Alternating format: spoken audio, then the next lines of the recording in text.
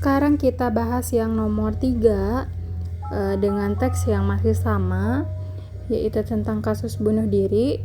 Pertanyaannya, simpulan yang tepat berdasarkan paragraf pertama. Berarti kamu harus lihat paragraf pertamanya dan kamu harus benar-benar mengerti apa itu simpulan.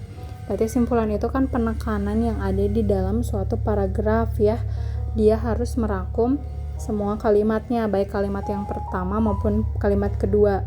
Karena paragraf pertama itu ada 2 kalimat ya, maka kedua kalimat itu penting. Nah, kamu simpulin maksud dari kedua kalimat itu apa. Oke, kita baca dulu, bisa dibaca dulu paragraf pertamanya. Data IHME dalam Our World in Data menunjukkan tingkat kematian karena bunuh diri per 100.000 penduduk di Indonesia dalam 10 tahun terakhir itu menurun katanya ya. Tapi pada tahun 2015 hingga 2017 menunjukkan tingkat bunuh diri di Indonesianya stabil di angka 3,07 orang per 100.000 penduduk. Maka simpulannya, apakah tingkat kematian di Indonesia menurun? Tidak ya, kan ini mah tingkat kematian di Indonesia. Kalau di teks itu sama di grafik itu khusus membahas tentang tingkat kematian karena bunuh dirinya gitu ya. Jadi yang ini salah. Yang B, tingkat kematian akibat bunuh diri Indonesia selalu mengalami penurunan. Tidak selalu, karena di sini ada angka stabil selama 3 tahun terakhir ya. Jadi selalunya salah. Yang C, data kematian di Indonesia akibat bunuh diri cenderung menurun. Apakah cenderung menurun?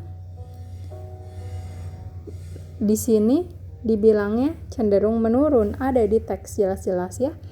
Dalam 10 tahun terakhir cenderung menurun. Oke, kita tandai dulu ini bisa jadi.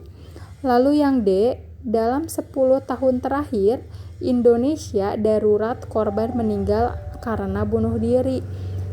Yang disebut darurat itu jika korbannya sangat-sangat banyak. Bunda rasa sih kalau sekitar 7 orang misalnya per 100 jiwa itu belum masuk ke darurat. Misalnya kalau darurat itu 50 orang dari 80 meninggal karena bunuh diri. Nah, itu baru dimasukin ke dalam darurat gitu ya. Yang E, data kematian di Indonesia akibat bunuh diri cenderung stabil. Tidak stabil ya, karena stabilnya itu hanya di 3 tahun terakhir. Sedangkan di 7 tahun sebelumnya itu menurun. Maka yang lebih tepat dari semua opsi ini adalah yang C. Kenapa? Ya, kita juga harus tahu kata-kata cenderung. Cenderung itu berarti arti katanya itu setara kayak agak ya. Berarti dia agak menurun.